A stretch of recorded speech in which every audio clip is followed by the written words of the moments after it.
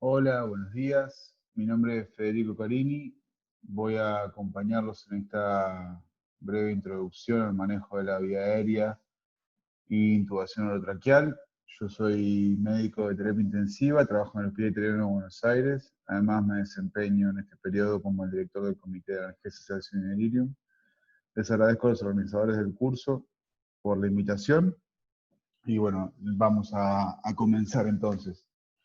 El manejo de la vía aérea al paciente crítico tiene algunas particularidades que la diferencian del manejo que por ahí se hace en otros contextos, como por ejemplo quirófano, y más aún en el contexto de la pandemia por coronavirus.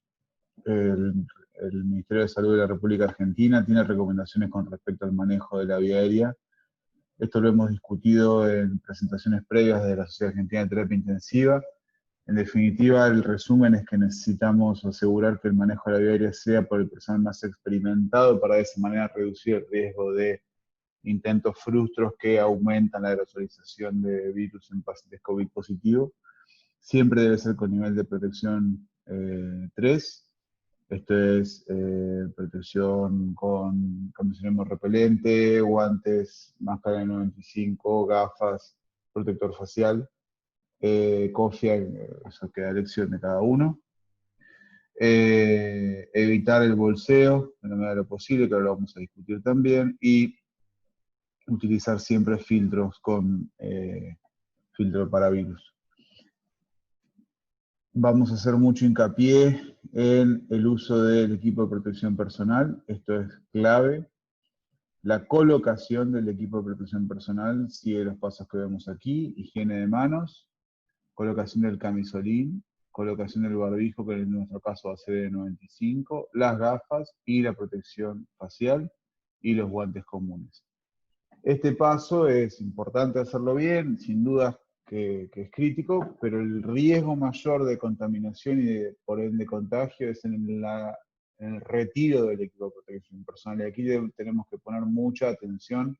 Pensemos que en general lo vamos a retirar del equipo estando ya cansados de haber estado horas con el equipo colocado, después de haber hecho procedimientos, por ende la atención suele disminuir.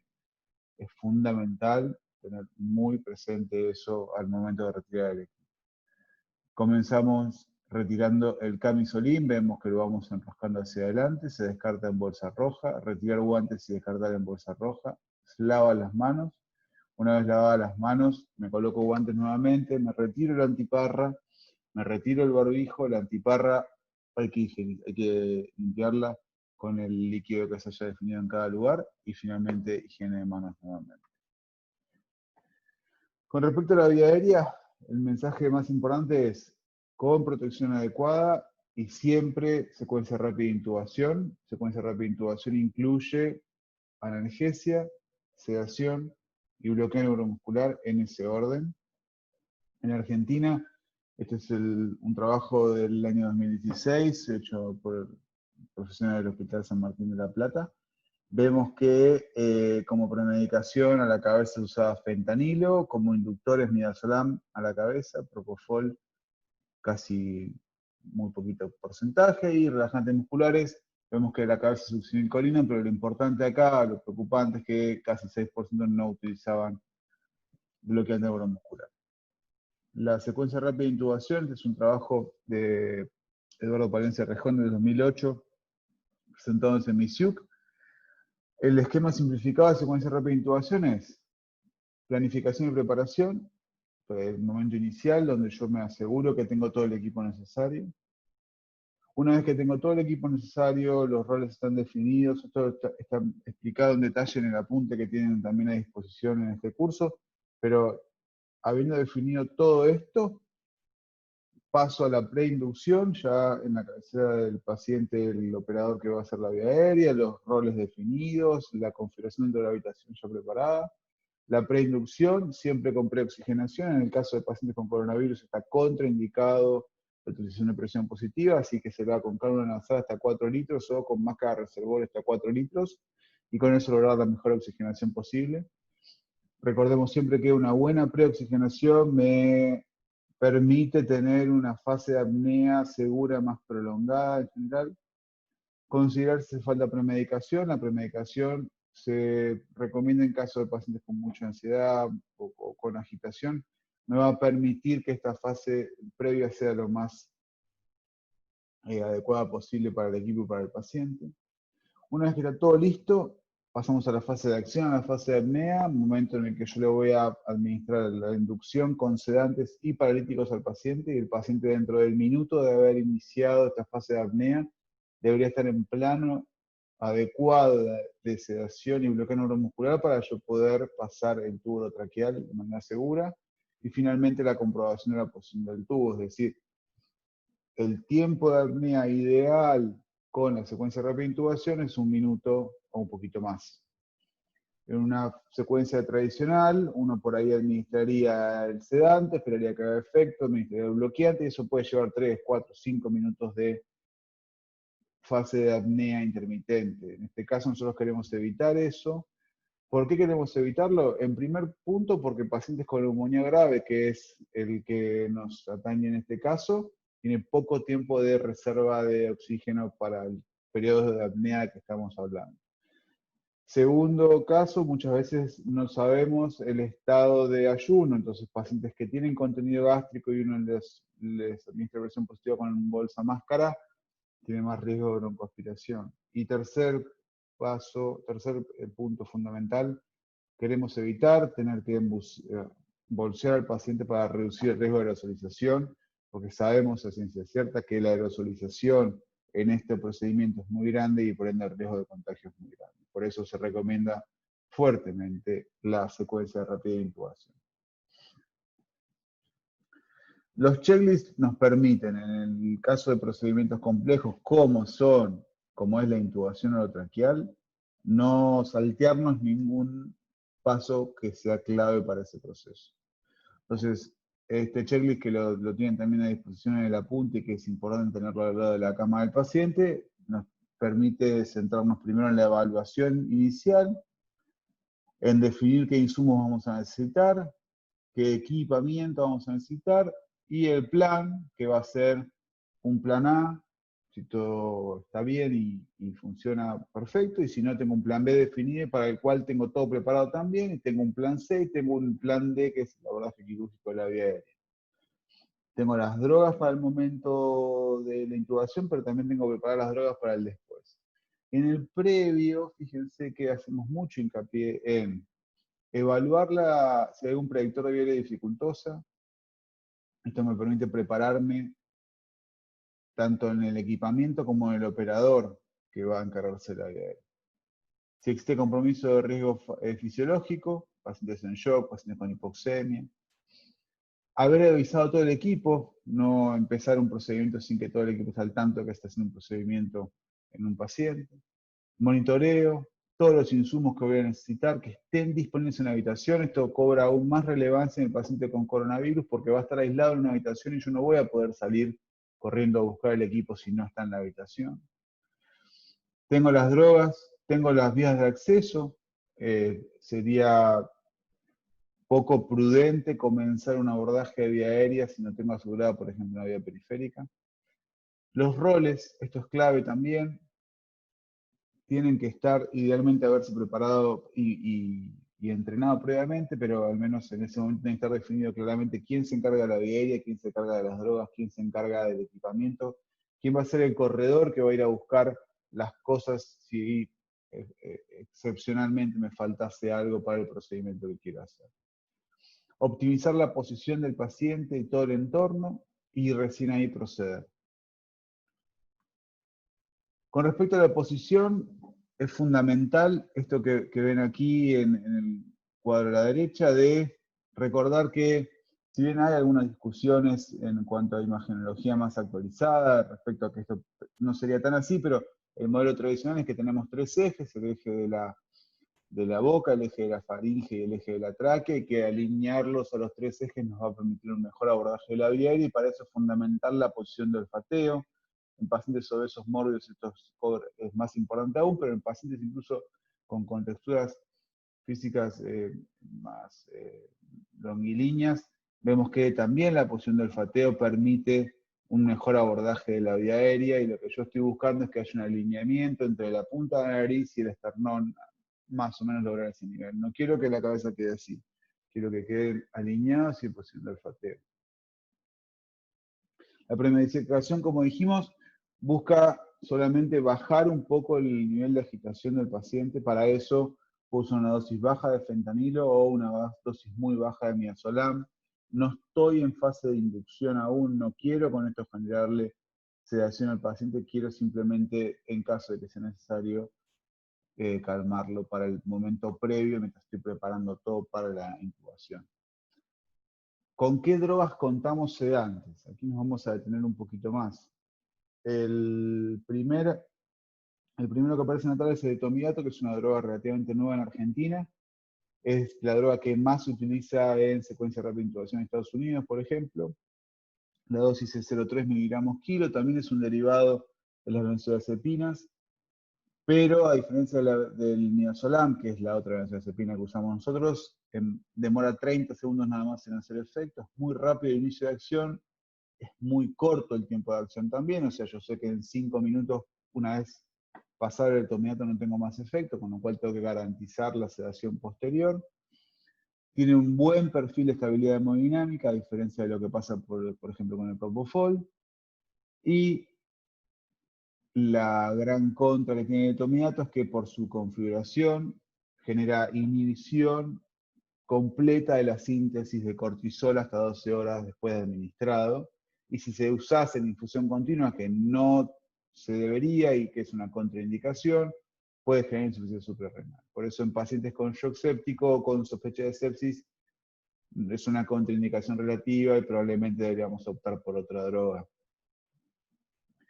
La otra comentario importante de etomidato es si lo van a usar por vía periférica, el excipiente genera mucha irritación, por ende hay que administrarlo en bolo lento, 30-40 segundos.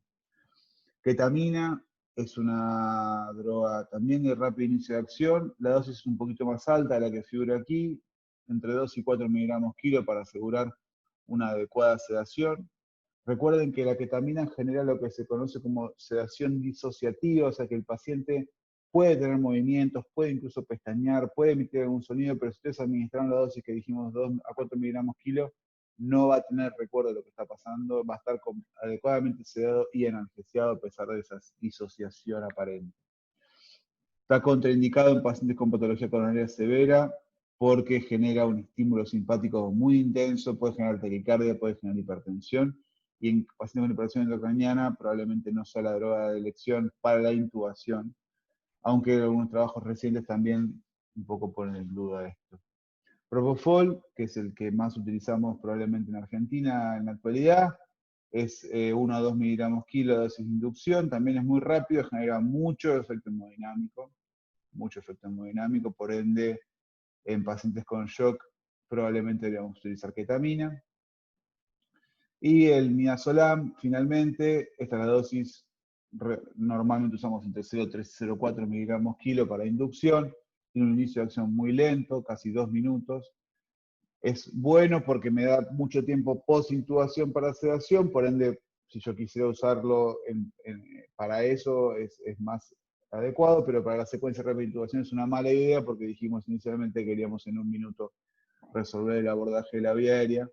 Y el tiopental, que es el barbitúrico y es un sedante clásico, se ha dejado de utilizar por el grado de shock que genera y los efectos adversos asociados que tiene, pero es una droga que también tiene un buen perfil para la secuencia rápida, rápido inicio de acción.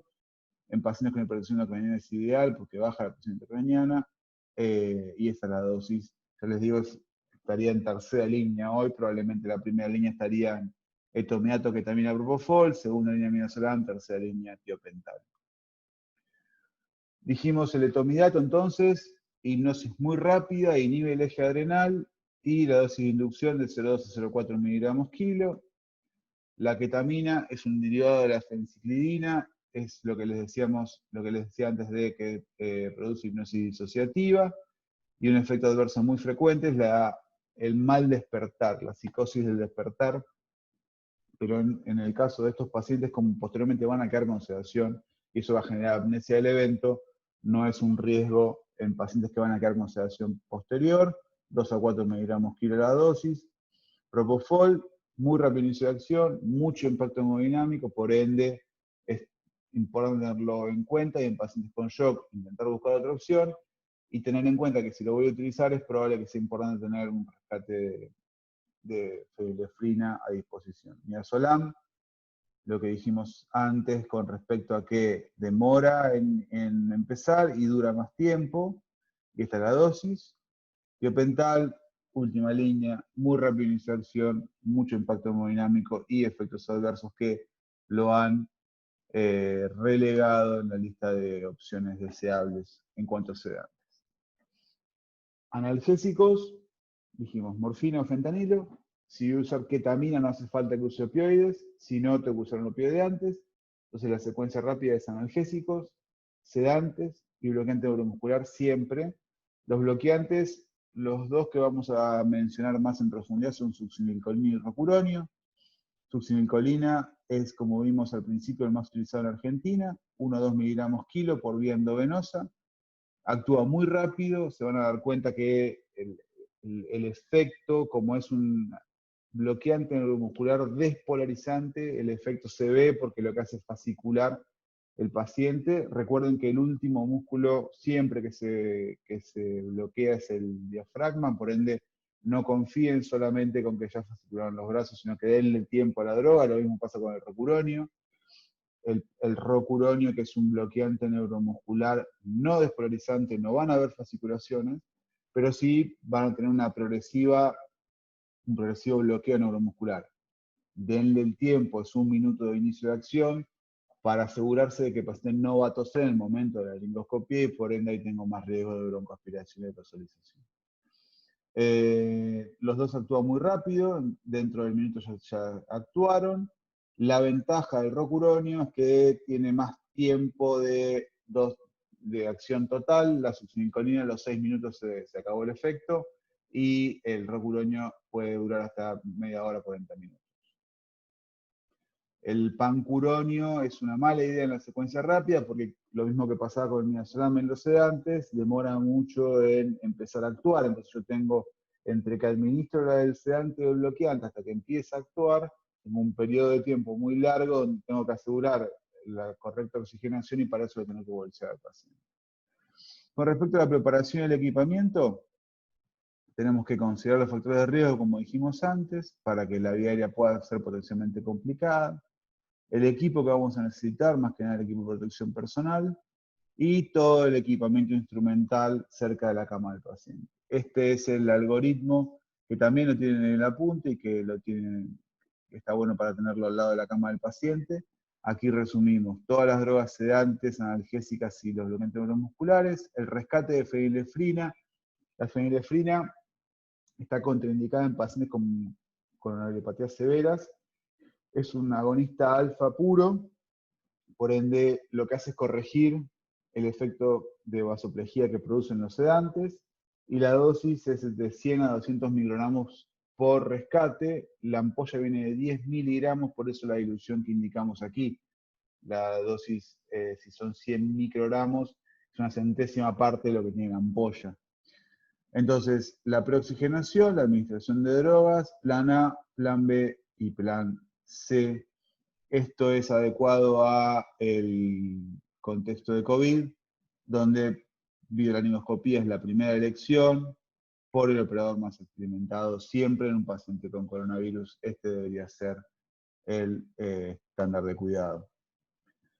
No menos importante es definir cómo lo vamos a dejar sedado después del procedimiento y tener eso al lado, ya colgado en la cabecera del paciente, porque si no, como dijimos antes, yo por ejemplo usé ketamina rocuronio, la ketamina se va a limpiar del sistema dentro de los 10 minutos, el rocuronio va a seguir actuando 40 minutos, entonces voy a tener media hora de paciente con bloqueo neuromuscular sin sedación adecuada. Por eso es fundamental definir con qué sedación va a quedar posteriormente y hacerlo guiado por objetivos, según RAS, y segundo, respetando las dosis máximas de cada droga. No quería dejar de comentar esto, también es importante el post-intubación, tener en cuenta el paquete de medidas ABCDF. que tiene algunas particularidades, principalmente porque estos pacientes con neumonía grave suelen requerir sedación profunda, y suelen requerir aislamiento, y suelen no tener visita familiar. Esto es algo que tendríamos que considerar.